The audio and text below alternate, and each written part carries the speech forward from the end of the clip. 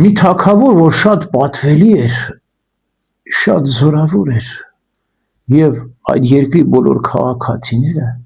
սիրում էին իրենց թագավորին, բայց այնպես պատահեց,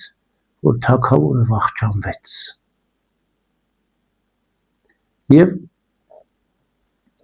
թշնամիները անմիջապես զորացան, դուրս ելան, ուզում են այդ երկրի վերացնել, ոչնչացնել, բայց թագուհին արքայազնին պահել էր, թաքցրել էր, նորածին թագավոր կար, որ կրում էր թագավորի անունը, որ նրա միակ որդին էր եւ նրա հետնորդն էր, եւ երբ վճռական ժամը հասավ եւ պատերազմ պետք էր թշնամու հետ եւ բոլոր զորքերը թշնամու հավաքվել էին, հարձակվել էին, ուզում էին գրավել այդ երկրի թագավորությունը, թագուհին նորածին արքայազնին խանձարուրի մեջ փաթաթված բերեց դրեց զորքի մեջտեղում եւ ասաց. ով է ասել, որ ձեր թագավորը մահացել է,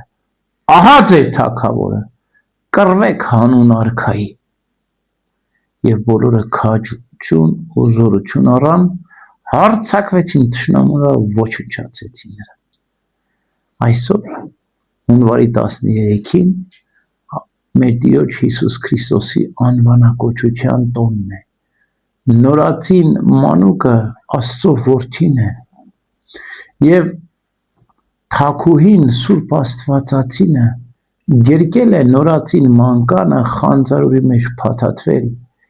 բերել է տաճար, թլպատել են անուն են դրել են Հիսուս Փրկիչ եւ մեր նորածին մանուկը, մեր թագավորը մեզ փրկելու է, եթե մենք հավատանք, ինչ թշնամի մեր դեպ դուրս գա, մենք Քրիստոսով կհաղթենք։ Ամեն։